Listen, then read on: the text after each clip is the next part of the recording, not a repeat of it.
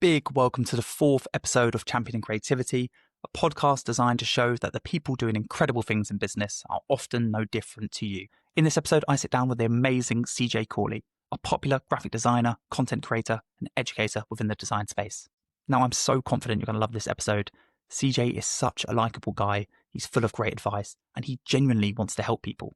Even after we've finished recording, he stuck on longer to give me some personal advice. Just a top guy. Now, if you found this useful in any way, then I would massively appreciate if you could hit that subscribe button and stay tuned for future episodes. Now, that is enough waffle from me. Let's get straight into it. CJ, welcome to the podcast. Dude, thank you so much for having me, man. I'm very, very excited to chat shop with you, mate. I appreciate your time. I know, CJ, you're very well known in the world of graphic design, but for anyone who's not in that world, can you give us a quick introduction? Oh, I mean, well, thank you for saying I'm very well known in my industry. That's really cool. So I'm a brand designer, graphic designer, logo designer, I guess. Kind of all-round creative dude who likes to make cool content around design, helping others, educating others in my space. And ultimately, the big goal for me is to work with really awesome people in the world, making really cool shit for them. People that like to kind of disrupt the markets that they're currently in. And then I want to help other designers do exactly what I've done, which is to be able to leave their jobs, go freelance, and kind of actually build a creative career that they feel really comfortable in and they're kind of fearlessly going at. Because it's a really scary world, and it's quite hard to get your head around. There's a lot of moving parts, but ultimately, it's not impossible, because if I figured it out, they can definitely figure it out. So I just want to help people do the same sort of thing. Mm-hmm. And CJ, I've done a bit of research on you, and I've found out that before you went into graphic design, you were training to be a chef in a hotel, which went out of business. Yeah, dude. Yeah, wow.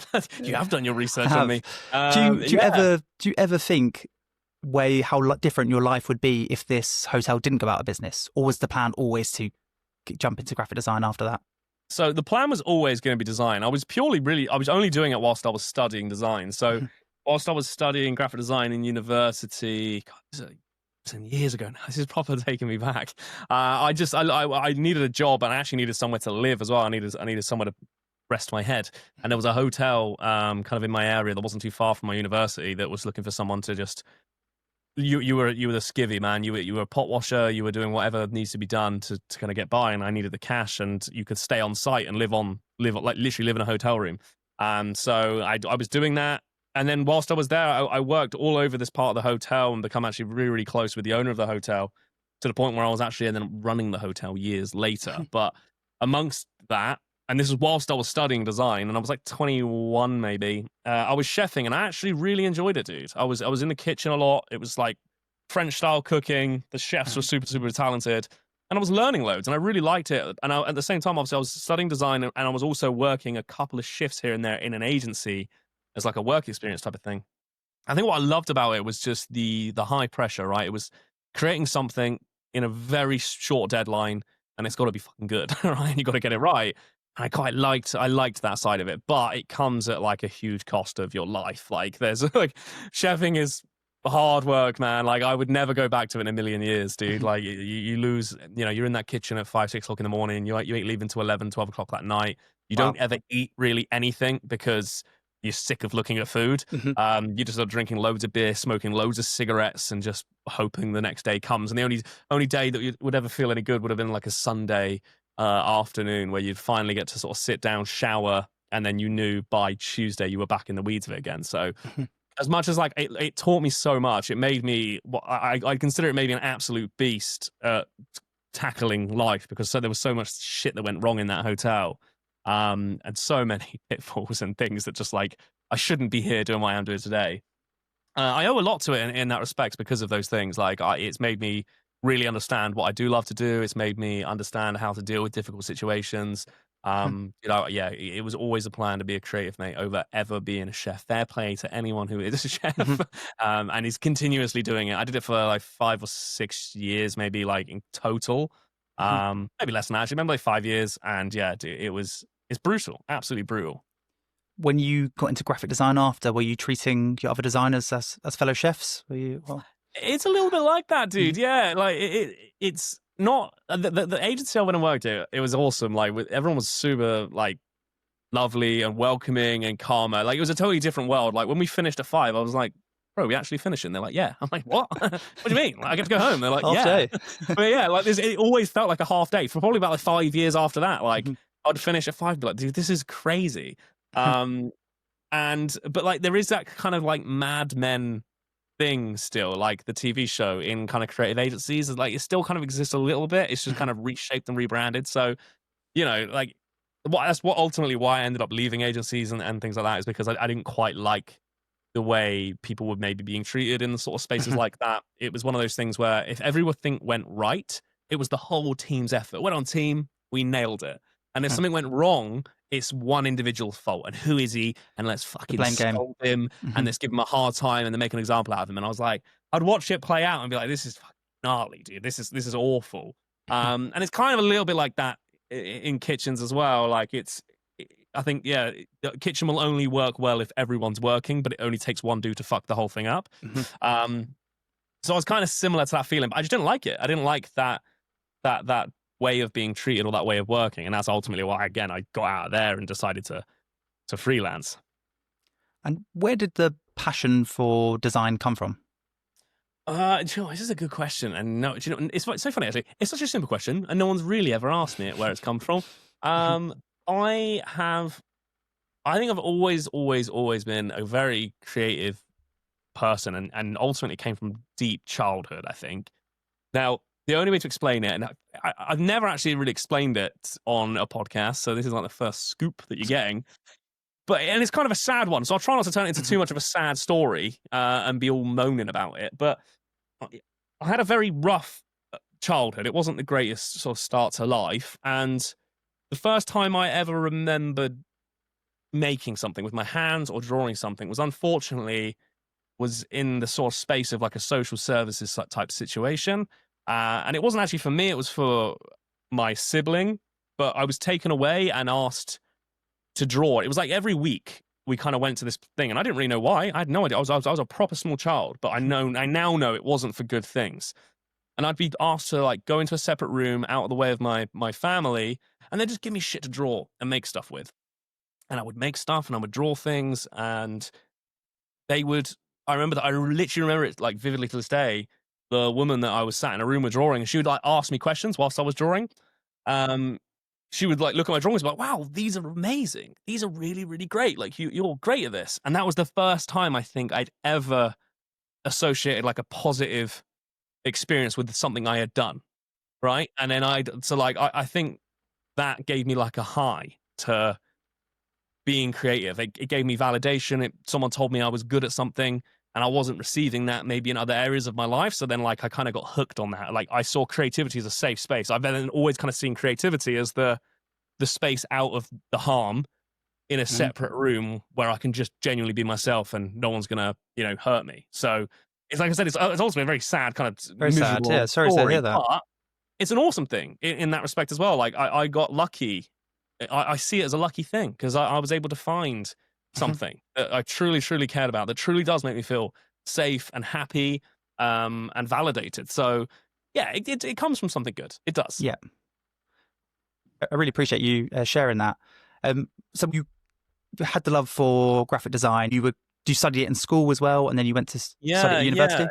Because it wasn't always obviously graphic design, right? When that was just drawing stuff and things were happening. But when I started to click that I think I liked design was maybe like the late end of my school going into kind of college years where it was that like, and I think actually ask any designer probably who's in our space, this crossroads happened to us all. But you've got a choice. You're either going to go and be an artist or you're going to go and do computer science or do something else, right? Like you're going to go do a completely other thing. We're not always aware, I don't think, of design or graphic design, right? We just know, like, look, I'm creative and I really want to make cool shit. I didn't know at that time that there was like an actual job where you could get paid to do that. Like there's actually a salary out there for you.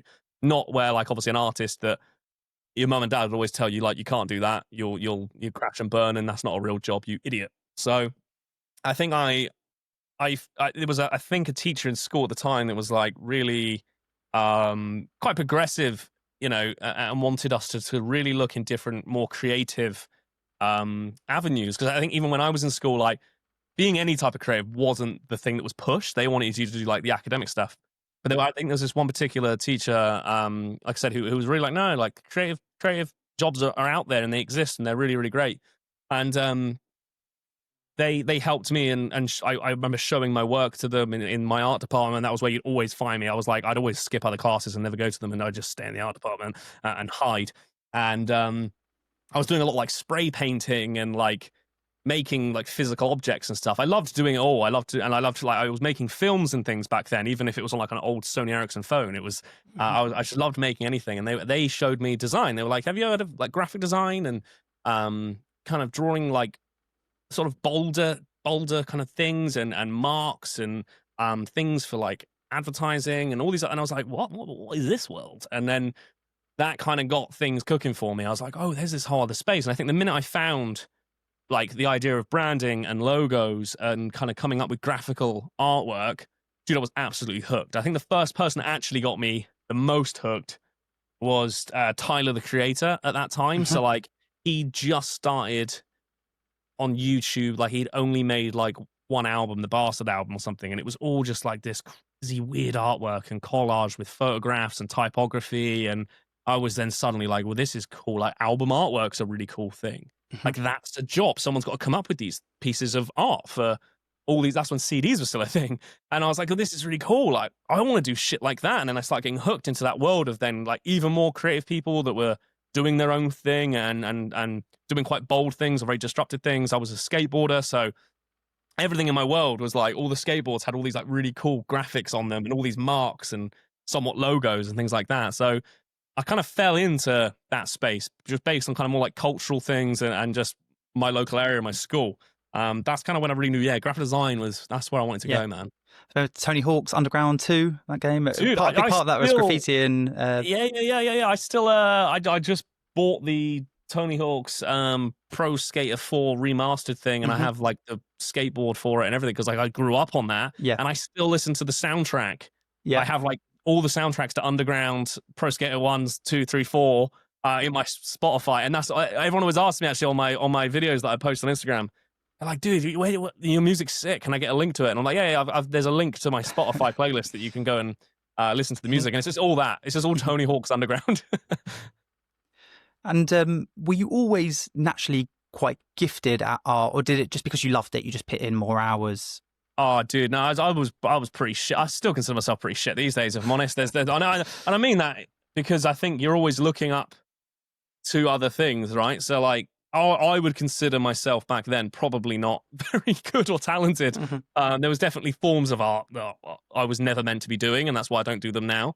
And then from a design point of view, I mean, I've shared it quite publicly before, like my first ever logo design for real money and things like that. Like it was objectively terrible, and that's kind of how this works. Like no one in a design space, I think you can be really creative, but when it comes to being a graphic designer, talent will only take you so far. There's a level of just workmanship and craft and understanding how things work, understanding form, understanding shadows and shapes and how they and the only way you can do that is just you just got to play and break and poke and prod and move things around until you figure that sort of stuff out. So yeah, no one's coming out the womb knowing how to design a really beautiful minimal mark, unfortunately. We've got to put a bit more work in it than that. Good to hear. Do you, you've worked both in agencies and in-house in brand teams. Yeah. Do you recommend other graphic designers going down that path, or can people go straight into freelance work?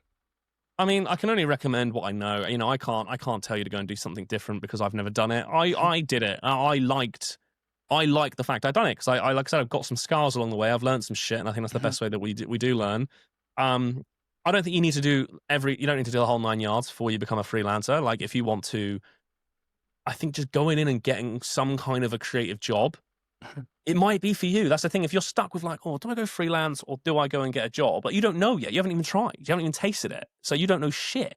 You need to go and try stuff. So like, give it a go. I think you should give everything a go at least once. So try your best. If it's very difficult to go and get a job in any space, but annoyingly in the creative space, it is quite difficult to get jobs. It's very, very competitive. But anything, whether that's in-house working with a team or in an agency setting, I would suggest doing, because you're going to learn some stuff along the way. You're going to meet some really cool people with really creative brains. Like again, the only way you're going to learn is I truly believe is having some kind of a level of creative mentor.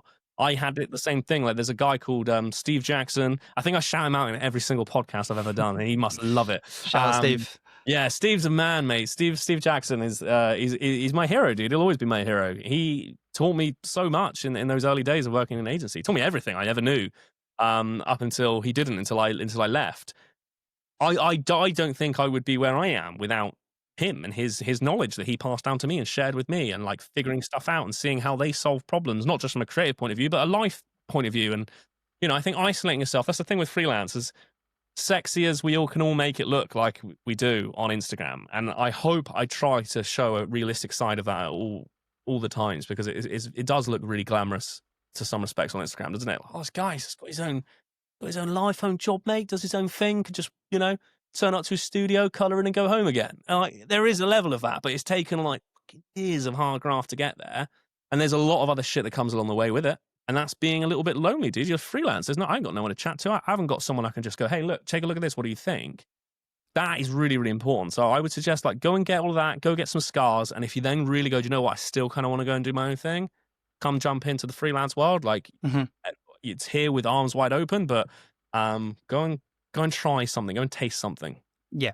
I think at some point you can be great at the actual design, but sometimes it's just about learning the process. Because if you go straight into it, you just don't know how things get signed off. No, that's it. It's a tricky old game. Like, that's the thing with being a designer, isn't it? It's like, it's not just about colouring in and drawing stuff. Like that is honestly about 20% of the gig. There's so much stuff that you need to know.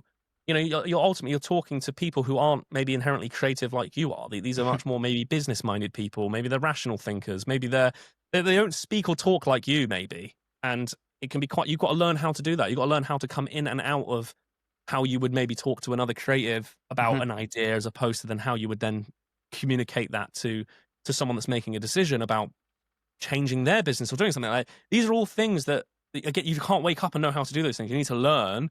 And yes, there's some great content out there. You can take some courses and books and all that good stuff. But I'm a big believer, like, learn by doing and getting stuck in. So like going into a job where you can be directly around it, even just hearing it and seeing it when there's another team of people doing it, I think is really, really important. Because like, that's the thing. When you're in an agency, there's like 7, 8, 9, 10 different roles, and all these people are playing these roles. It's like an orchestra. When you're a freelancer, all those roles need playing, but it's just you in your room, like an idiot, running around trying to do it all and trying to figure it out. And like, you're great at drawing, but you might have no idea how to communicate your idea to your client, or how to maybe expectations of a timeline of a brief, or you know, when you should be communicating on an idea. You know, all of that, it comes with, you know, you can either do it and then just fail at it. And I did that a lot of failing, a lot of fucking up, a lot of falling on my face, and then I know how to not do it. Or, you know, find a mentor, find someone that can help you, work with other people, get in a team, and listen, have your ears open. You're not there to just make pretty pictures. There's all this other stuff that goes on behind the doors. So in December 2022, you quit your job to become a freelancer. Was there a particular turning point that led you to that decision? Oh, dude.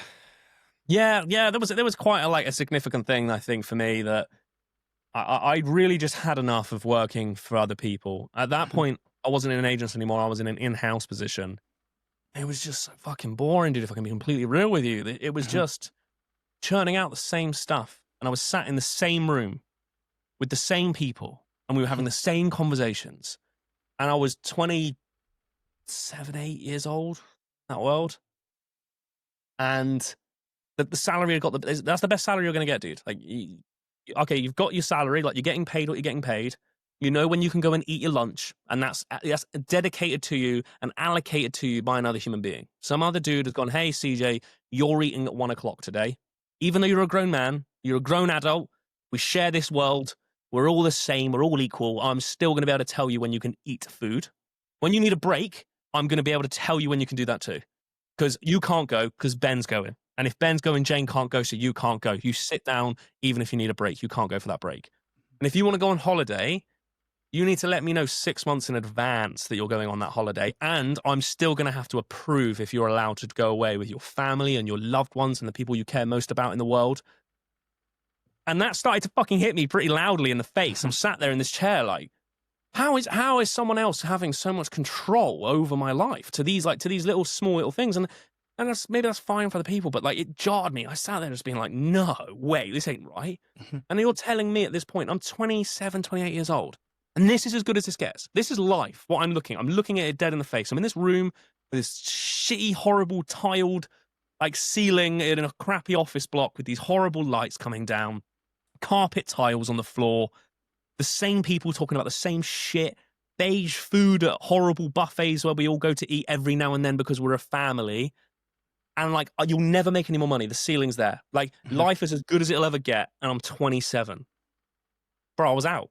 I came home and I was like, what am I doing? Like, this is nuts. Like, surely this isn't it for me, right? Surely there's more to the world than this. And if that is my best bet, that's as good as my life gets, I'm out, dude. I'm out. I'm done. Like, I can't do this. This is awful and boring and dull. And like, this isn't living. This isn't being alive. I'd felt dead to the world. I was like, I could disappear tomorrow and no one was gone. Like, no one was gone. I couldn't do anymore. So I had to shake shit up. I was like, well, let's just quit my job. And I just did. I was like, I got no money, man. I had no backup plan. I had nothing. And I was just like, I just don't want to be here anymore. Like, I can't. Like, life has got to be better than this moment. Like, I'm made for more than this, surely. And if anyone's hearing it and being like, this guy's a bit arrogant, and he thinks he's like top dog. No, you should think that too. You should be thinking you're made for more than this. And if you don't, then geez, like, get some respect, man. Like, you're awesome. Do cool shit. Do the thing you want to do. You're better than just sitting there, just wasting away, not really like kind of getting to your full potential. So it was just a massive moment. I was like, no, man, something's got to change. Because if nothing's changing, nothing's changing, right? I was listening to the same shit, eating the same food, listening to the same music, doing the same job. My life wasn't getting any better. And then I was like, why is my life not getting any better? I'd love to be able to do all these things, but I wasn't changing anything. So yeah, mixed out, man.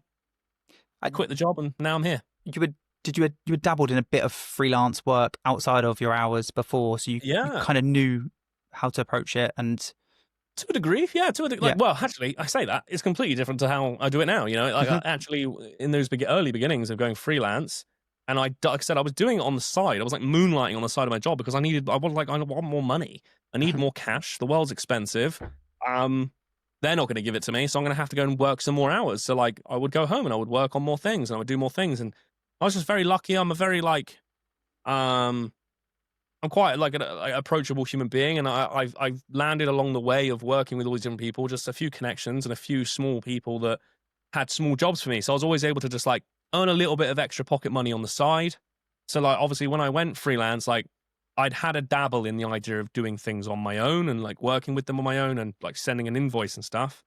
But then obviously when you're like out in the big ocean and now you got to do it all on your own and figure it all out, and actually those small little things, like they're not going to do anything. They're going to get you through a couple of hours of your life. They're not going to get you through months and months of work. Quite scary. And like I said, it's very different now. So like the way I approached it then, I look back and I'm like, geez, dude, what are we doing? But I didn't know what I was doing. I was starting. Sometimes you do just need your back up against the wall. And yeah, do you think, say if someone was listening and they were really wanting to make a decision to be a full-time freelance graphic designer, is there a perfect time to jump, really?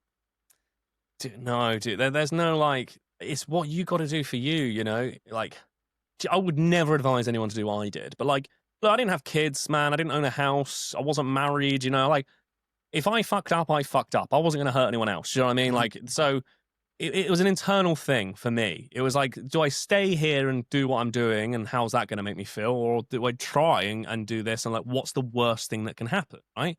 And the worst thing that was going to happen was that I'd had to just swallowed my pride and go knock back on that door and be like, can I have my job back? And I'd have to sit in the same room as the people that I abandoned, the greener grass, just to find out that it wasn't as green. And that would be pretty humiliating. But then that was also then the cost to me of not making it work. That I was like, well, if I don't make this work, I have to go and do that. So no, fuck that. I'm going to do this. Like, it doesn't matter how hard this is. The cost of having to go back there and sit in that room and be the guy that tried, but he had to come back. No, you can't do that. You're not going to do it. So it's an internal thing. There's no like, you do it on these dates or these times, or when you're this age, or when you've had all these things figured out, or when you've got this thing. Like, it doesn't work like that. And if that's what you're doing if you're one of those people that's like, well, I'll do it once I've got my portfolio together, then I'll do it. Or I'll do it once I've got that thing sorted, and I've got that money to the side. You're never going to do it. You're never going to do it. Just do the thing. Stop planning on doing the thing and just do the thing. You'll know when you know. It's like asking a smoker, like, when they're going to quit. They know it's bad for them. They know that they don't want to do it anymore. But if you tell them to quit tomorrow, they can't. They need to do it when they need to do it. Like, it's a very internal thing. And like, when you quit something that I think is ultimately bad for you, it's not serving you anymore. It's hard to do because it's comfy, innit? It's comfortable. So yeah, you got to trust your own gut a little bit in that, and just, you got to weigh up your own costs. Like, what's the optics for you? I just didn't want to hurt, and like, as long as I didn't mess anyone else up and I didn't, screw anyone else's lives over, sick. I'm going to do it. I'm going to go and try this thing. And outside of being great at design, what skills make up a great freelance graphic designer? Oof. Well, thank you again for saying I'm great at design. You're the best. You're the best, Kevin. I appreciate it. What's some good skills? I think listening skills is one of the most powerful things. Like, being able to listen and actually listen. There's listening in a room where you're listening to me, and that's great. Like, I'm just dribbling at you, and you're doing a great job of listening back. But it's taking that information in and doing something with it, and it's being able to hear the ideas in what maybe someone would think is a throwaway comment. A big part of what we do is communicating, and I think building a human relationship with someone is really, really important. I've come to terms with that over the last couple of years, especially with like the rise of like AI and all this crazy stuff and this automated side to our world where you just have to like comment this thing down below and I'll send you the link. Being human is the most powerful thing we can be right now. It's the thing that's going to disrupt this weird world that we're in, and having relationships with people is the most powerful thing I think you'll do as a freelancer. That's kind of why people are coming to you. They don't want to work with an agency and a big team because there's not this kind of human touch to it anymore. It's much more automated, processed, and systemed. Get to know the people that you're working with, ask them the right questions and listen to their needs, listen to their problems, and get in the mud with them and understand. Like, I think the minute we understand what's actually pissing them off, what's stopping them from trying to get to where they're doing, like where they're going, you'll be an even better designer. Designing isn't just about I'm great at making these marks. That's fine, but can you genuinely solve the problem that someone is coming to you for? And I think the only way you can solve that problem is with a really, really good communication, with understanding that person as much as you can possibly understanding them. And that's the way I kind of pitch myself to a client when I am talking to a potential client, is that this isn't like a hire me kind of put a coin in, pull a lever, get a logo out. That's just not how this is going to work. Like, I'm coming onto the team. Like, I'm getting stuck in with you. I'm wearing a bib and I want to know what's going wrong, what's going right, how all these things work. Because the more I know there, it gives me these just amazing ingredients to work with. And those are the ingredients. Like, a lot of people always say, CJ, you have the best briefs. Your briefs are always so good. And that's why you have, you're great at design, or you come up with like really good ideas because your brief's really good. I don't get good briefs. The reason I get good briefs is because I write the brief with my client. I don't just give them a letter and be like, there you go, fill it in, let me know how you get on. Like, because they'll just do a half-assed effort. They'll go, ugh, all right, I'll just write down how I feel. And then if you get a half-baked brief, you're only going to create half-baked work, and then you're only going to be able to promote your half-baked work. And then the only thing you're going to attract is, well, half-baked clients again. So like, it goes round and round. Like, you've got to put some energy and work into the first bit. Like, having really good ingredients, really good foundations to work off of will make your work even better, will make you as a designer better. The only way I truly believe we can get those ingredients is by real human conversations, like having the conversation that me and you are having.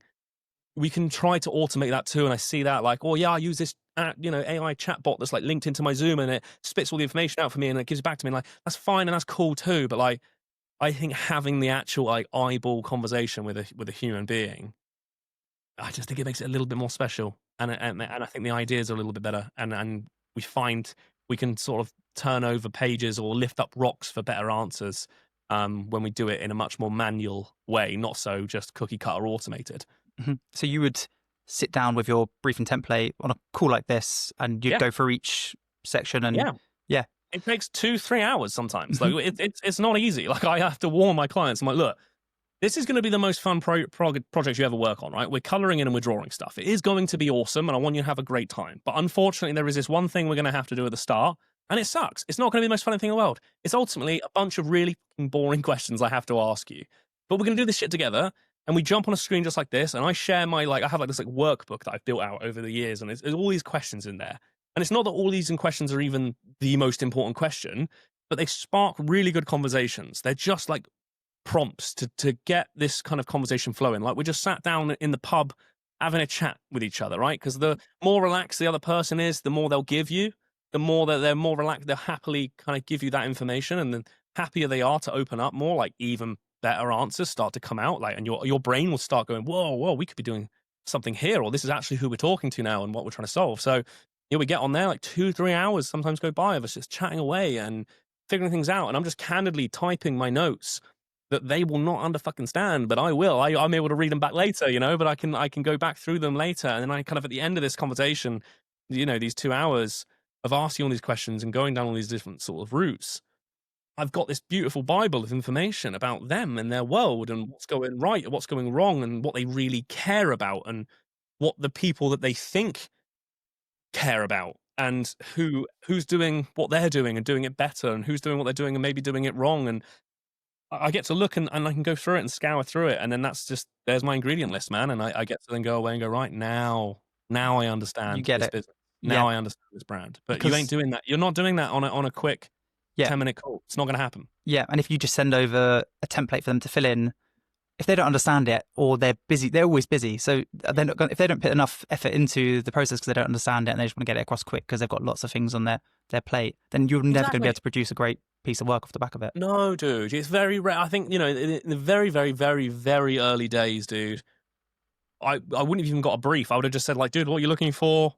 Okay, this sounds great. Off we go. Then a little bit longer went by and I was like, okay, well, like, I need some kind of a briefing, maybe questionnaire I can give them. And that was fine. That got me so far. And it's not that I'm saying that, like, if you're in the beginnings of all of this and I'm like, what, you are not going on 2-hour calls like me. Obviously you're not. You've not been doing what I've been doing. Like, you're allowed to not be doing what I'm doing, and that's absolutely fine. And it's really normal. You've got to start at the beginnings. But there's ways to get better and better. And I'm always trying to be better. And I'm sure in 5 years' time, I'll probably look back at the way I do this now and be like, mate, you're an idiot. Like, this is like the dumbest way to do this thing. Or there's like even easier way or maybe a better way to get what you're looking for. But yeah, I would honestly just suggest, like, start, like, think just bigger. Like, you can do these things. Like, it's not as crazy hard as you think it is to just jump on a call. And I think people can find it quite intimidating, right? It's like, oh man, I'm gonna have this person's like face looking at me and I'm gonna be, like, they're doing all the questions, they're doing all the answering. I'm just going, what do you think about this then, mate? And then poking them and being like, what are you gonna do and what are you gonna say? And the other thing to always consider as well is, like, they're literally just a human being. They're just another person. They're not, like, the world's not gonna end, I promise you. And they're no better than you, or that they can't take anything from you. Like, they're on the call because they want to be on the call with you too, and they're excited about this too. And you've got to be able to find, I think confidence is a massive thing creatives lack.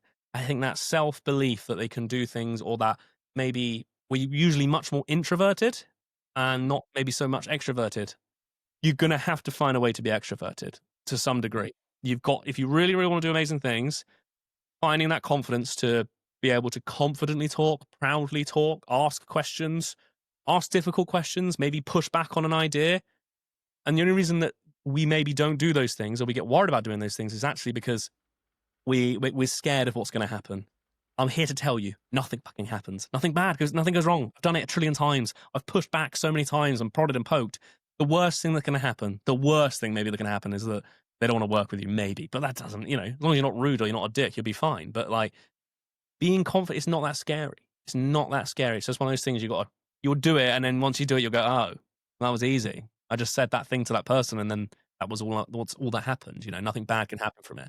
But I think we're all very good at, like, hiding behind a screen. Us creatives, we're just gonna sit back here. I'll just send the email. I don't want to look. I don't want to talk. I just, like, you've got to get out of that skin. You've got, if you want to go further, or you want to do really amazing stuff and work with those bigger clients and those bigger brands, you've got to find a way to be a person, be in the room with them, talk, look them in the eyes. You've got to do all of that. Yeah, and I think the brand and client will respect you more and think you're more of an expert in your field because you have the confidence and you back what you say. Yeah. Well, yeah, look, Sam, it's only, again, I think this is the same in your world, I imagine, as well, right? People are always asking, like, how can I charge more? I want to be able to charge more for work. You just got to do more work. Like, it's not that, there's not a secret to it. Like, you can't expect to be making more money if you're going to keep doing the same thing. Just like I said earlier at the start of this about why I left my job, is that, like, nothing was changing. But I was like, why is my life not changing? Why have I not gone here? Why have I not got this? Why have I not bought a house yet? Why have I not got these things? Because like nothing over here is changing. You're doing nothing actively to change.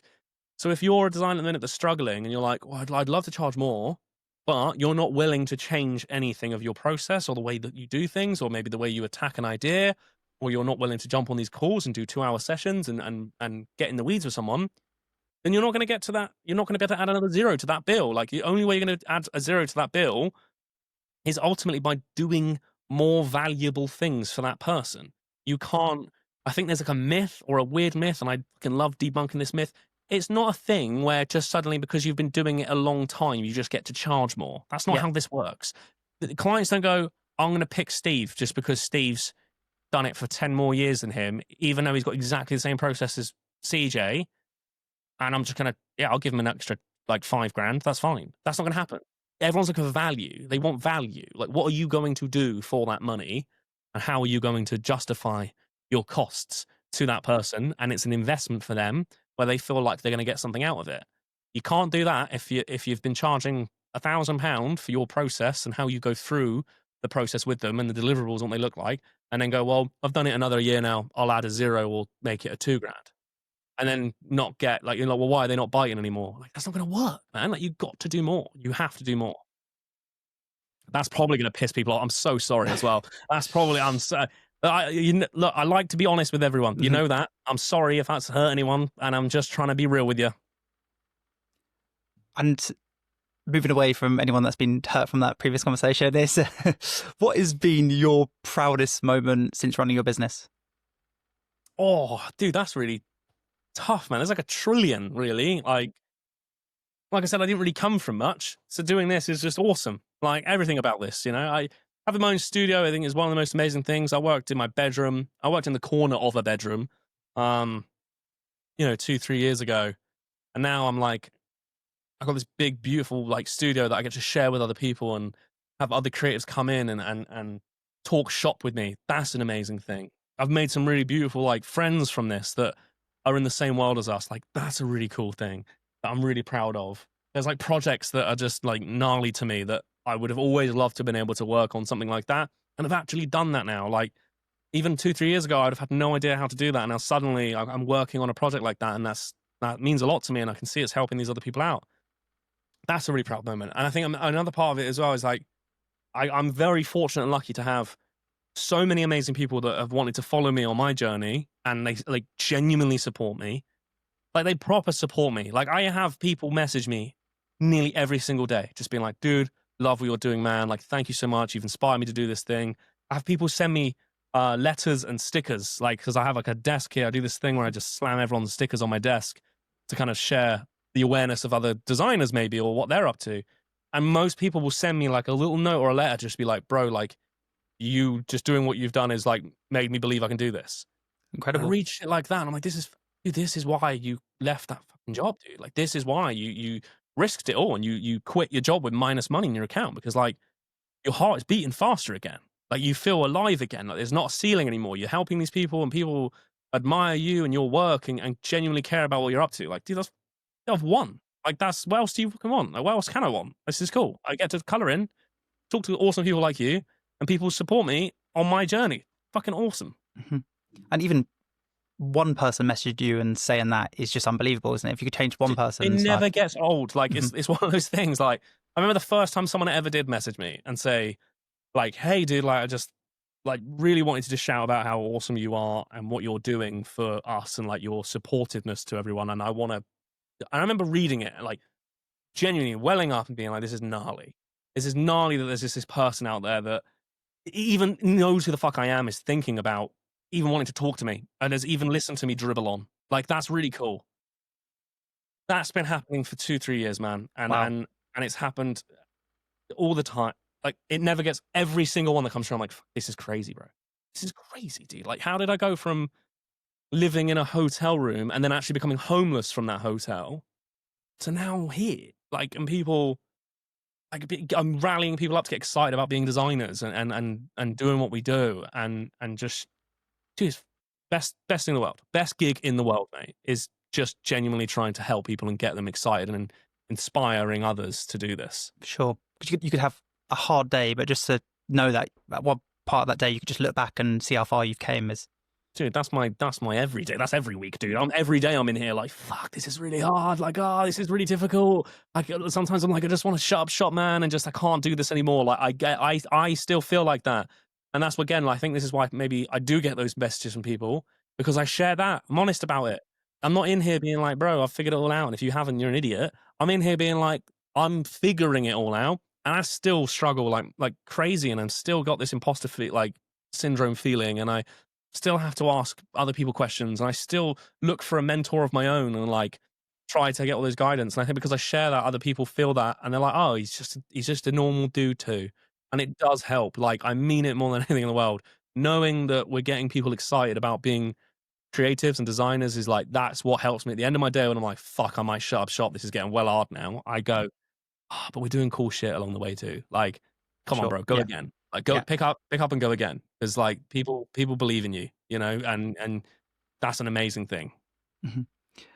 What has been the toughest thing about running your business? Has been one particular hard moment, or is there any tough kind of times?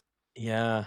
For me, dude, it's the comparison game. It's the comparison of like my work, and ultimately I always want to get better. I always want to make, like, every project has to be the next project, like has to be the best one I ever did.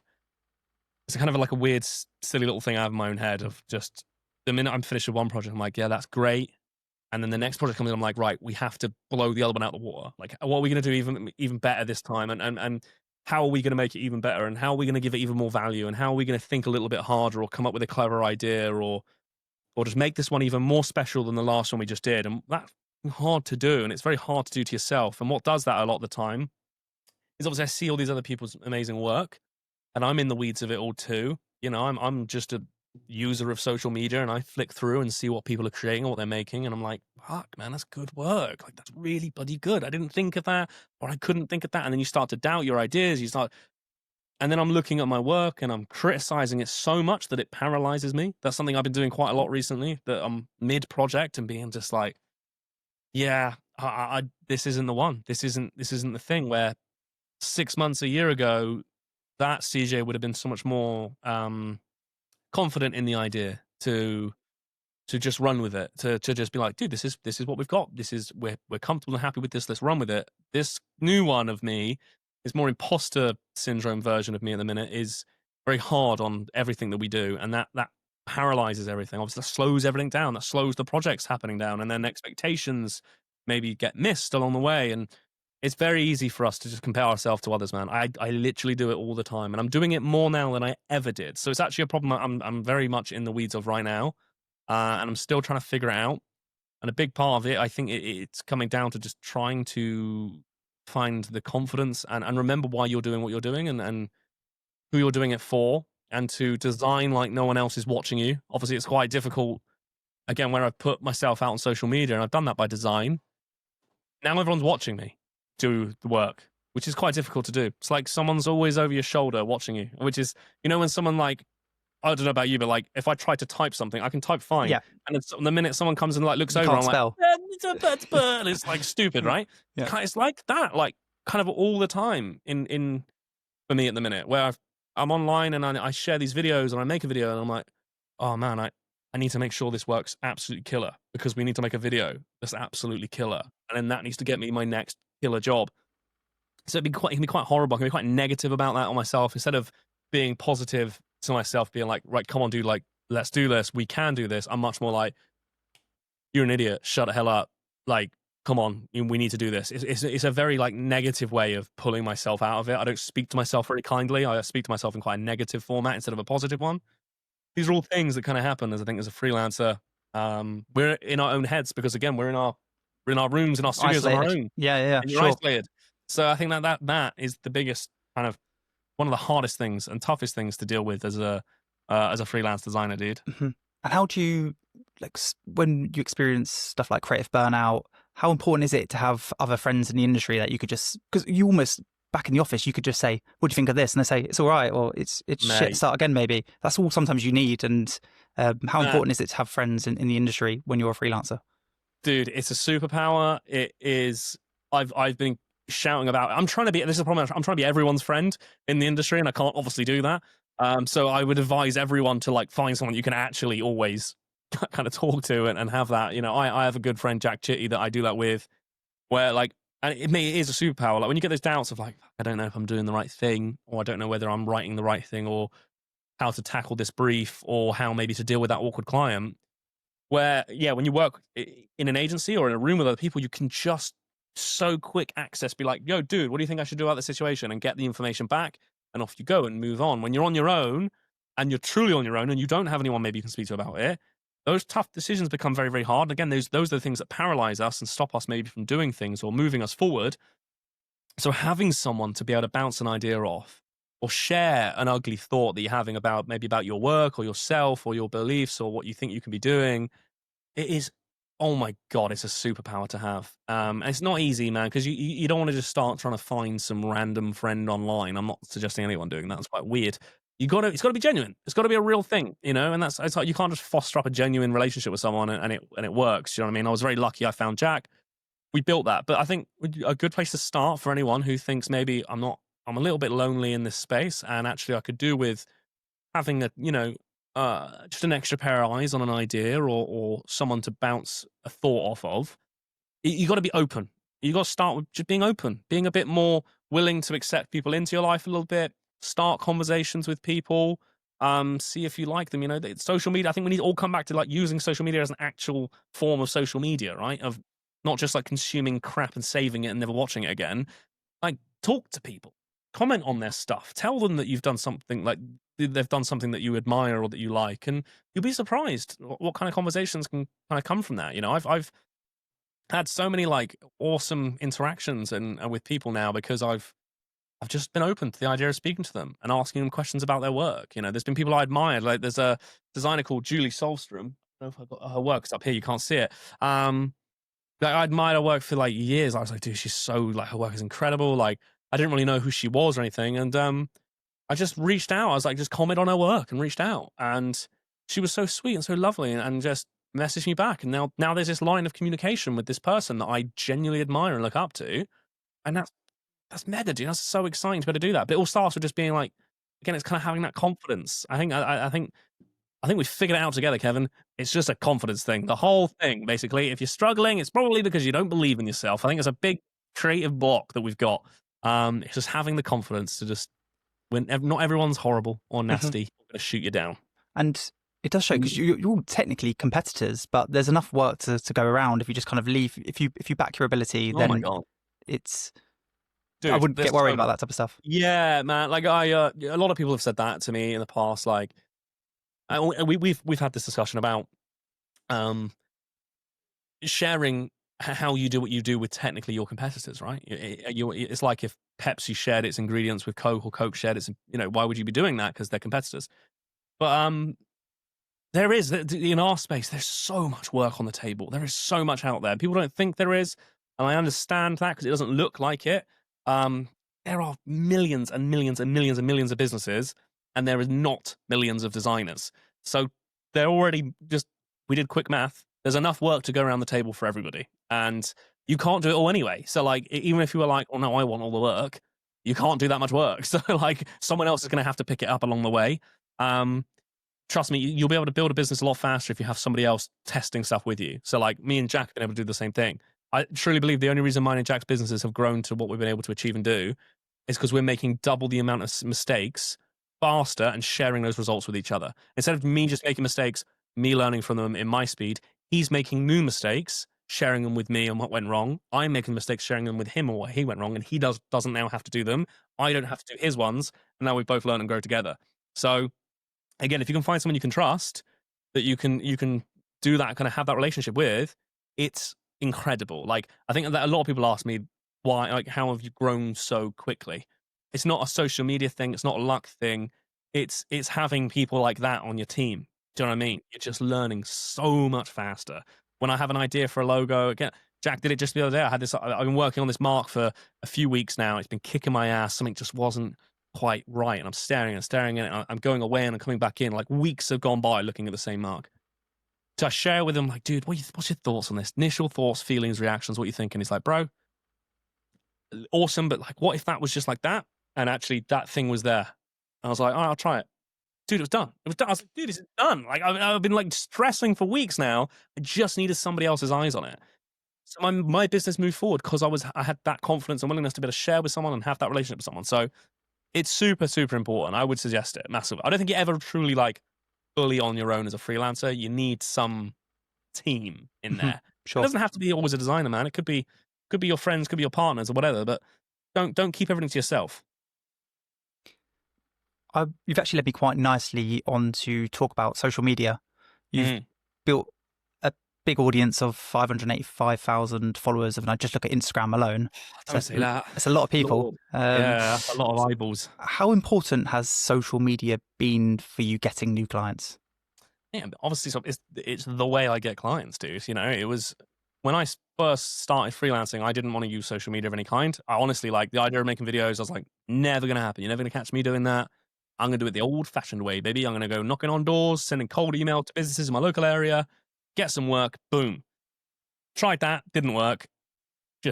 And then I was really in trouble, you know, and I'm really struggling now and minus money in my account and no idea where the next project's coming from. So my back was against the wall. I was like, okay, well, maybe I do need to try and maybe get stuck in with this social media thing, because again, from where I'm sitting, I am watching other designers seem to kind of use this and then kind of getting clients from it, right? From what I could see. And I was like a big believer of like, I don't believe anything until I've seen it myself. So I was like, well, I'm going to have to do it myself, aren't I? I'm going to have to see if this is true and if you can do this. So, you know, when you've got Monday to Monday free, no client work, you got time to make some videos and make some shit ones and share them and hope they all go somewhat well. And they never did. And in the beginnings, you know, I made loads of stuff that maybe I even deleted in the end, and I never shared it, and stuff that then just never saw the light of day. Like, it didn't do anything. But, you know, stuff started to click. And all it was from being able to just share my thought process. You know, it was just being able to show someone my work. I think that was the thing for me, what made my success using social media and found me the next client, was going back through old work that I'd done, you know, years ago that I wasn't even particularly proud of, or actually if I look back now, I'm really like, oh, that was questionable, CJ. What were you doing there, mate?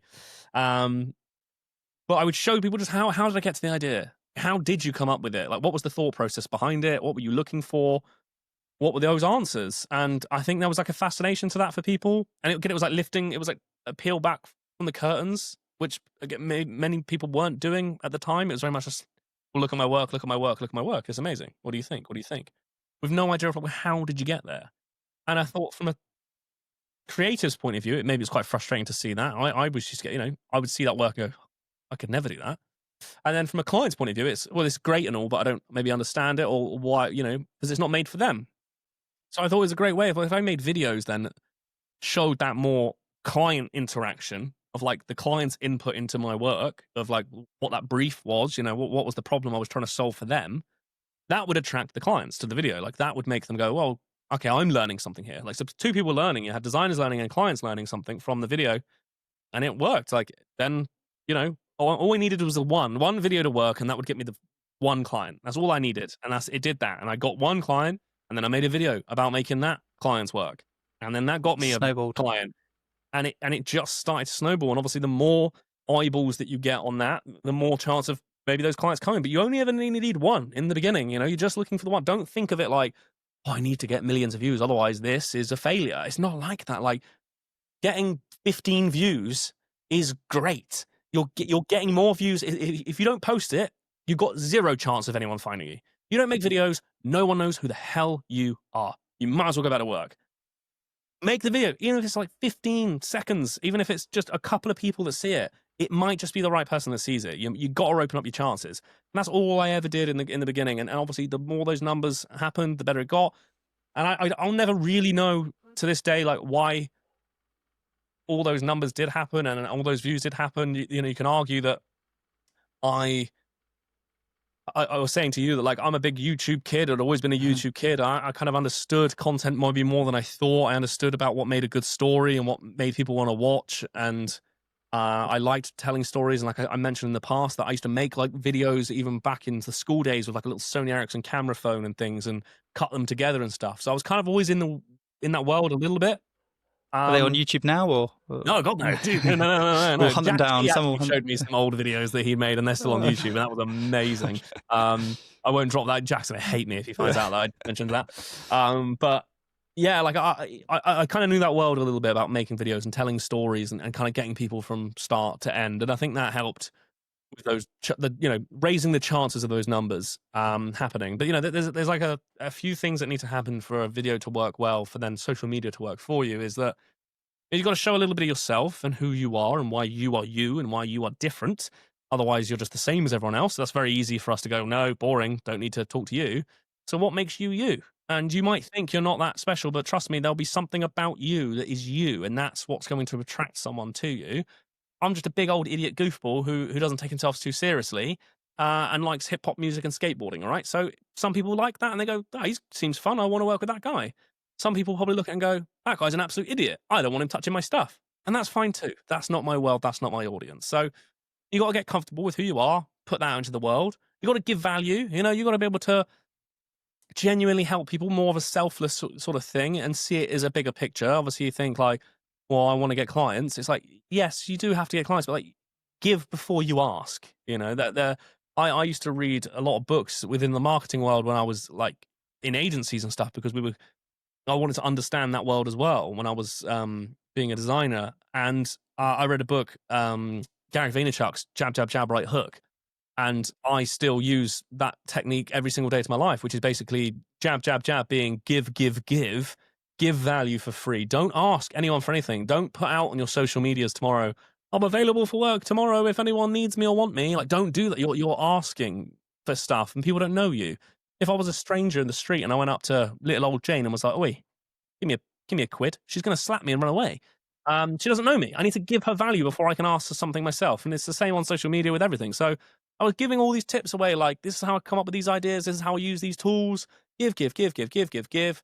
And then you can ask for something. Like, then you can give the right hook and be like, come work with me. Come do this thing. Like, let me help you with that project. You know what I mean? Like, they go, yeah, well, he has given me lots of value. So now I'm much more enticed to kind of work with him. So yeah, social media, like, it has been the engine that has got me here. But someone asked me this question as well the other day, like, oh, is this the big reason you're a success? And this could all have happened, but if my work was shit, this wouldn't have worked either. So, like, a big part of it is, like, you have to still be good at what you do. Do you know what I mean? Like, you can't be like a really shit baker, but you've made really great videos. Like, if your cakes suck and they don't look very, they don't look very nice to eat on camera. Like, if I look at it and go, that looks disgusting, it doesn't work, right? Everyone's got the tools to use social media. We've all got phones in our pockets and we can all edit and do all of those things. But, like, you need to be good at your thing. And I think, like, we can get a little bit lost in that of like, oh, I need to now become an expert at social media. It's not that you need to be an expert at social media. Like, respect it, understand it to a degree, but, like, never go too far from who you are and what you're trying to achieve, right? And for me, it's being a designer, so I will spend always more time in that world, learning that world, than I ever will trying to understand social media, because I'm a nightmare. And I think people get lost by trying to stay one step ahead of the algorithm, but really you just control, the only thing you control is the content you put out. Yeah, it's not a thing. I mean, I'm probably going to have a load of people give me a hard time about that as well. The algorithm's not a thing. It's not really a thing. The algorithm, like, oh no, it is a thing, but, like, that's not the thing that's going to change your business. There's not this magic algorithm that if it likes you, it likes you, and if it doesn't, it doesn't. Like if the algorithm changes tomorrow, I'll be all right. Like, I'll because you just figure it out. Like, you just keep telling your story and tell stories that matter and tell them authentically and honestly and share your world and your things and can just keep your eye on what's going on. Like, if you see a video and you're like, wow, that video is doing really, really well, but take a look at it. Like, is it that it's a little bit faster? Is it that it's giving a certain type of tip on something? Or is it these, just be aware, have your eyes open, you'll see what's working, and, don't copy, but you replicate. You see what you like and you see what works, and you go, okay, well, how could I tell my story that way? How could I use those methods of filming or editing, or maybe the way that they've put the thing together? But how can I do that in my voice, in my way, with my tone and my shapes and my colors, and in the way I want to tell my story? So the algorithm's not going to be the thing. That's just you having a big audience is, you're going to reach a lot more people with your posts, so you're more likely chance you're going to get increased hate compared to other people. How do you deal with comments like that? Does it bother you at all, or is it not something you think about? It's so weird. Like, there's days where you just don't care, dude. Like, I've had people say crazy stuff to me, like gnarly, horrible stuff. And I'm just like, yeah, cool, man. I don't care. Like that, I just, because you're probably just some like big sweaty man in your basement somewhere. And I don't care about you. So that's fine. But sometimes, and I don't know why, all it takes is just that one little comment, one weird little comment, and it can kill you. It can kick your ass, dude. It can absolutely kick your ass. So yeah, there's a lot of good that comes with it. There's obviously a lot of, you open yourself up to a lot of negativity, and like, look, criticism's one thing, dude. I absolutely advise criticism. I enjoy the criticism, like as long as it's genuinely good, but constructive criticism on like, dude, I like that thing, but I wouldn't have maybe picked those colors because X, Y, and Z. I'd have been like, fair fucking point. Maybe I missed the boat on that thing. I'm human. I make mistakes. I don't get it right all the time. I just hope my client doesn't see this comment and go, oh shit, you got it wrong. I'll delete that one, maybe. Yeah, maybe. But you know, like sometimes you do, you just get this like this one comment. And you like I was saying earlier, how like I'm so blessed to have like all those people messaging me to tell me I'm great and blow smoke up my ass, right, and make my head really big. And it genuinely is amazing. On a day though, where you can get hundreds of people telling you that one thing, or they're all in your comments being like, dude, this logo's fire, that this identity's sick. All it takes is that one idiot to say that one thing. For some reason, your brain just plays it over and over again in your head. Onto it. And you're like, what the hell why am I thinking about that? And you start thinking like I've had days where it's like nearly derailed my business, where you're just there like, oh man, I might just change the way I do everything then. I might just do that. And you sit back and you're like, what are you doing, dude? Like, come on. I'm a big believer. It's like, I only take advice off of the people that I want to be like, right? Or I'm trying to be, you know, they're in the space that I want to be. You know, they're in the rooms that I want to be in, or they're living a world that I want to live. Dude, if that person is not living that world I want to live, or they're not in the space I want to be, or they're not the type of person that I truly believe is a good person, why the fuck do I care if he thinks I've got a dumbass face or which is usually what gets said. And I agree. It's annoyingly animated and it's really big and in places. I understand. This is what God's given me and I'm okay about it. Like I said, like I'm a lucky one. Like I am pretty good at not giving a shit. Like it's actually funny. When people give me a hard time about like how I look or my voice or my skin, like none of that shit care. Like I genuinely just laugh that off to the end of the world. I just don't care. When someone gives me shit about my work, I'm like, yeah, sure, baby. Because that's my heart. Like, now you're getting me in the heart, and now I'm going to come for blood. I don't really do that, but it does. It gets you, man. It can get you down. But like, I'm very like, I'm good at that, and I know that's what stops a lot of people. Like I said, I have people message me about like, dude, thank you so much, like for your encouragement, but I'm still struggling with that idea of sharing my work. Not even like putting their face to it, but just like dealing with criticism, like putting my work out there, and someone just saying like, this is shit, this isn't good enough. And there's some nasty people, man, that will just. They might not even think it. They just want to get a rise of you. Mind, dude. Like, how would you have the time or the energy? Like, I don't see anything. Like, if I see something and I'm like, this is garbage, right? The work's garbage, or I don't like what they're saying, or I think this person's an absolute scumbag because they're trying to like sell me something. You just think it and move on with your day, don't you? And not just never look again. That's what I do. I don't understand how people be like, no. I'm going to tell this absolute stranger. Take time out my day to him, and I'm going to go in and I'm going to let him know. I'm like, bro, and then so that when that happens, you need to think to yourself like, you got to maybe feel a little bit sorry for them. Yeah, because they must be going on. They must be in a sad place, maybe, or life's not in a good place for them. You know, for them to do that, because you got to think, would you do that? And if you go no, you got to think, well, fuck, man, like they're worse off than you. So like, don't look at them and think too much about it. Like. Again, you're not going to take advice off of someone that's not where you want to be. And also, they're hurting maybe. You know, hurt people. And that's kind of how it works. And social media, it breeds that massively. I don't have any advice for, like, you're never going to get away with it. You're never going to get away with it. Like, I try to, like, there's certain videos I've made where I'm like, that could get hate about that. And I'll remove it, or I'll pull something to the side, or I won't say something instead. And I'm like, right, this is a fail-proof video. Like, no one can give me a hard time about this. And someone will give you a hard time about it. So you just got to accept it. So then now I leave all that shit in. I'm like, just leave it all in. Like, because it's going to happen anyway. I might as well get the engagement up. Yeah, don't waste your energy, man, trying to be someone you're not, or trying to just do your shit. Someone's going to give you a hard time about it. The thing I just wanted to kind of, nearly towards the end of the podcast, but I just wanted to know your thoughts on AI in the world of graphic design? I know ChatGPT 5 came out a couple of days ago or a week ago now.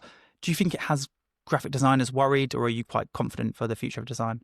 Do you know what, you couldn't have come at a better time with that topic, my friend, because I've just put out a big email to everyone about this. Yeah, AI.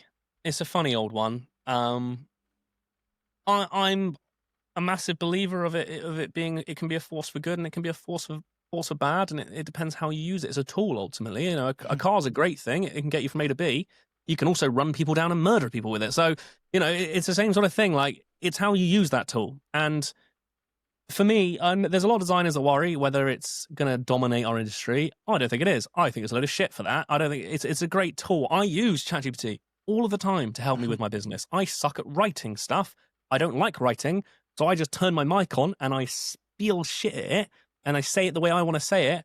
And then I get it to just help me write that out in a much maybe better, more, you know, much more, what's the word I'm trying to say? See, I can't even speak about it. Like grammatically correct. Sorry, that's what I was trying to say. Yeah. You know, I'll get it to help me with sort of stuff like that and things. And it's incredibly useful for those type of tools. But there's designers that are worried that like people are going to just start like plumbing words into it and like spitting out artwork, and they're going to be like, awesome, thanks, don't need designers anymore. And that's good. Look, that's definitely going to happen. There is definitely 150% an audience of people on the planet. There's going to be a massive part of them that will go, I don't want to spend money on a designer. I'm going to spend 20 quid. I'm going to go bop, bop, bop, and I'm going to get my shit and I'm going to bugger off with it. And I'm going to implement it into my business. There's no point fighting it, running away from it, or telling yourself like, no, it's not going to happen. It's happening and it's going to happen. And that is the McDonald's of the world. It is what that is. It's fast food. AI and art is the fast food of that world. So same thing, you go to McDonald's, you go beep, bop, bop, bop, bop, and someone gives you a burger in about 2 seconds, and technically it is a burger, and, you know, in all its form, but like if you leave it for 30 years, it doesn't go moldy, and it's made of terrible shit that will kill you, and it's not very good for you, and it may not be very good for the longevity of your life. Is kind of the same with an AI-generated artwork, is that, yes, it is technically art, and yes, that is technically maybe a logo that AI has created, but maybe it's not great. Maybe it's not going to be the best thing. Not everyone eats at McDonald's, okay? Not the whole, when the fast food happened, we weren't all running around going, oh my God, this is how everyone is going to eat forever, and that means no, all chefs are gone. Chefs don't exist. Farms don't need farms anymore. They'll be gone. They'll be gone tomorrow. That didn't happen. And it's the same with this. There will be an audience that use AI. There will be people that are happy to chow down that 99p cheeseburger and put it in their stomach and walk away fine. There will be people that are happy to plumb logos and artwork and design out of this thing. And I think it will always be like that. There is then also another audience, people that like to go to restaurants, fine dining, where it's made by an actual human being who sits there and creates this beautiful thing with beautiful ingredients and incredible nutrition. And it takes so much longer to get your dish, and it costs more money. And people still every day go to those restaurants and they buy that from them because they just value it more. And that's where other people are. And that's what you're going to be, the chef. So you're either going to be the guy who loses it to McDonald's, or learn to be a chef. Learn how to cook good shit with good ingredients. And there'll always be an audience for you. There will always be businesses out there would still rather come to you and work with a human being. They don't care if it takes longer or it costs more because they see genuine value in it. I truly just believe, I don't care how, I mean, look, I might be wrong one day and AI absolutely takes my job, and I'll eat my hat when that happens, and that's fine, and I'll put my hands up. But I truly don't believe AI is going to get to that level anytime soon where it can do what us human beings can do when it comes to art and creativity and design thinking. I just don't think it can do that. Not yet. No, and I think that's a long way. I think you're asking it to have a soul. And I think that, if fucking hell, they figure that out, then, mate, I want off the planet. Get me somewhere else, mate. I'm gone. We're all in trouble. Yeah, just have a soul. And I think that's the difference. Like, don't try and keep up with AI or outpace it, because it will kill you, it'll crush you. But just have more of a soul than it'll ever be. Be more human. And that's why I mentioned earlier about it. Just have better human connections. Have better relationships with them. Talk to these people. Find out about their loved ones, their, you know, the things that are upsetting them recently, and connect with them, resonate with them. That is what people are going to value more than anything, because we're all also going to get very fucking bored of looking at a screen that spits back at you and it's annoyingly polite all of the time and it just M-dashes the crap out of everything. And it's just the same shit there is this kind of a problem at the minute, and you can see it. And I think this is why social media isn't the way it used to even be, even like a year or so ago, because actually all the content on it is AI. Yeah. Although maybe it's still people's videos and that they have shot them, and like that's fine. But all that copy, all the scripts that people are saying, it's just AI. That's why everyone sounds the fucking same right now. LinkedIn's full of it as well, I think I find. Yeah, LinkedIn's the same because everyone's like, oh, sick. I just need to write a post quickly about this thing and it'll get me a job. So I'll just plumb it into AI and do it.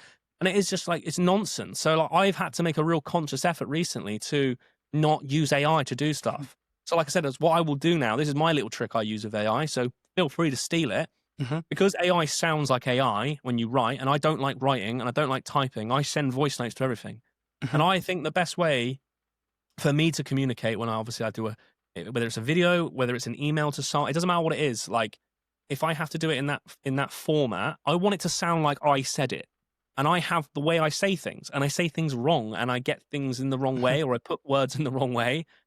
And I have my tone, right? That's why I turn the mic on and I just speak what I want to speak about to ChatGPT. I'm like, this is how I feel about this thing, and this is what it does to me. And then I just tell it, right, like, just don't rewrite this thing. Just make sure it does somewhat make sense, but just don't rewrite it. Can you just give it to me in words so I can copy and paste this, please? I'll then take that and then I'll actually just write on top of it, because usually half the time it's still not quite right yet. I'm like, it still feels a bit, it's losing something. So I'll go in and I'll be like, actually, no, I would have said this sentence more like this, and then I'll just type that out. But it gives me a really good base and structure. But like, I've had to make so much more of a conscious effort to not just rely on everything from AI. We're just not thinking anymore. We're just dumb idiot robots just going around. I had the exact same conversation with my friend. I just said we are forgetting how to think. Yeah, everything is just chat GPT. I'll just chat GPT. I'll just chat GPT it. Like, to the point where you're like, did you even read back what it's saying though anymore? Like, it could be just putting loads of crazy shit in there now. Like, people are relying on it so much. And like, I get it. I think there's the same thing with Google, and I think it's a new thing, so it's all like very like, well, this is incredible and scary as well. I think when Google came out, everyone was like, well, libraries are gone. You'll never need a book ever again. That's it. You're just fuck school. Might not even go to school. You can just Google it now. And there's like that sudden boost of that worry, and then it like does settle back down again, and like the tool just kind of gets used and improves and stuff. And it's a super baby thing still. I think people are just abusing the hell out of it. We'll all learn our lesson. We'll all get scolded from it. We'll all realize that actually the world's just a little bit more duller and miserable, and social media is social. I think social media will pick on that. I think Instagram will pick up on it. I think like my predictions are, like the likes of Instagram, Facebook's, TikToks, YouTube's will start to pick up over time, that actually the engagement is just coming down on these platforms. And the result of it is because it all just sounds the same shit, and no one's doing anything real anymore, and no one's just being themselves, and no one even thought of their own video idea because they just went in on, I'm a graphic designer, give me 5 video ideas that I can do this. So it's not even them anymore. Like, that's going to have an impact over time. It's going to have an impact. And then the big boys at Insta and YouTube ain't going to like that, because their revenue's going to go down. And then they're going to have to do something about it. It'll be those guys that will step in and be like, right, we're putting in like, there'll be a blocker, and like, you just won't get engaged if we don't use this thing. Or they'll mix things up, and they'll change the way we have to maybe do things. Who knows what that looks like yet? But that's my prediction, is I think AI is only making us dumber. It's just making us dumber, and it's just not as fun anymore. I don't know about everyone else, but it just feels great at the minute. I'm not buzzing about anything. I'm just kind of like, I watch shit on social media now. I'm like, this is fucking boring, mate. This is so dull. And it used to be so exciting. I used to go on there because people were just giving their opinions, and getting really excited about stuff. And that's what I try to do. I try to go on there and just be like really human still, really real, which means making loads of mistakes and fucking up. That was brilliant answer. I would only add is I would always recommend saying thank you to ChatGPT, just in case there is a takeover. They might spare us. That's my thinking anyway. Mate, so I'll be the first to go, because yesterday, or was it the day before? I can't remember. But I wrote this email that's literally titled "Fuck AI." I don't think it's going to dominate you, and I actually made an image for it, where what would typically look like an AI image. So I bought this McDonald's and I put like a burger and chips on there, and I wrote out "fuck AI" in ketchup, and I took a photo of it, and I wanted to use it within this email about how I don't think AI is really going to take over the design industry unless you let it. But I asked ChatGPT, I shared my image with it, and I was like, can you recreate this image, please, in AI? Because I wanted to show that, like, the value still of just making your own shit. Just make the image. It cost me £5 of some shitty McDonald's food that I ultimately ate half of and couldn't eat anymore because I had the stomach cramps. And 30 minutes of my time, and I made an image so much fucking cooler with so much more heart and spirit and soul that resonated with people, even though I could pay 25 quid a month to ChatGPT and it plumbed some shit out for me. So it knew what I was up to, and I was telling it to go fuck itself. So You're the first to go. I'm on these, mate. I'm out of here. I'll be brown bread, mate. I tell you. Brilliant. And I always just finish the podcast on legacy. So I'd be interested to know, what does the future hold for you, CJ? Oh, dude, that's a cool question, because I've been thinking a lot about that recently, because my future is not what I thought I wanted it to be. So I'm changing things up a lot over here. I just want to ultimately, I'm in the business of helping human beings. I want to actually help. And something that we mentioned earlier around social media and the audience, right? And there was this like inherent thing I had around like, I've got to monetize my audience and make a load of money. And I thought it was going to be this like big juicy course I'd make about design or creativity, right? And I'd cash a load of money in and that would make me happy. And over the last year or so, I've realized that I don't want to do it, because I keep telling myself every week, like, start making this course, Siege, and I don't make the course because it feels weird and wrong, because I'm not actually helping anyone. Those courses can be great sometimes and they're fine, but they only help a few people that are willing to really get stuck in and do it and go through it and write down the notes and action take. And there's going to be people that buy it and spend their money on it and not really do anything with it. And I wouldn't get much out of it. I don't know if that's helping anyone.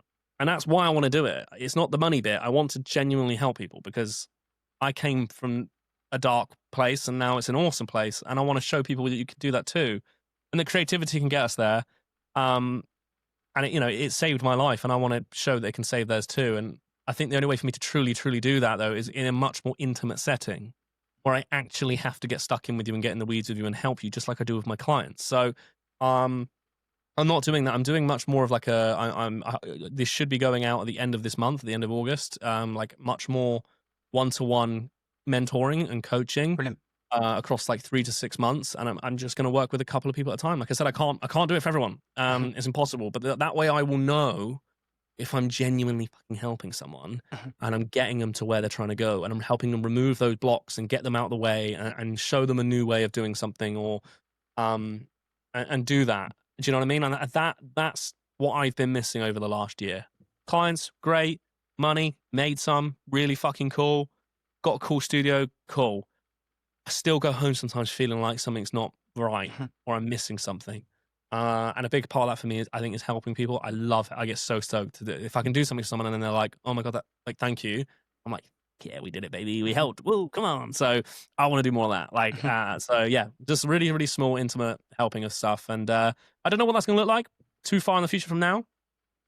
I think that's just what I'd always want to be remembered by, though, is just, if I died, people would be like, that guy, always there to help, wasn't he? Always put out a hand, like that. I had a more generous side of it, and that's what I would want to do. So yeah, that's where I'm working on, man. Brilliant. Well, CJ, thank you so much for coming on today. You've been brilliant. I feel like I could chat to you all day. Dude, thank you so much. I'm sorry I just waffled at you. No, not at all. I'm very good at doing podcasts because I don't shut the fuck up. So I do apologize, man. But there you go. Have some of that on your chips, man. Thank you so much for having me, man. It's genuinely been a pleasure to do this, because you asked some really cool questions, man. I've done a few of these. You asked some really, really nice questions, like questions I've not ever answered yet. So, and I think they mean more. There's more about them. So that's really cool. So thank you, man.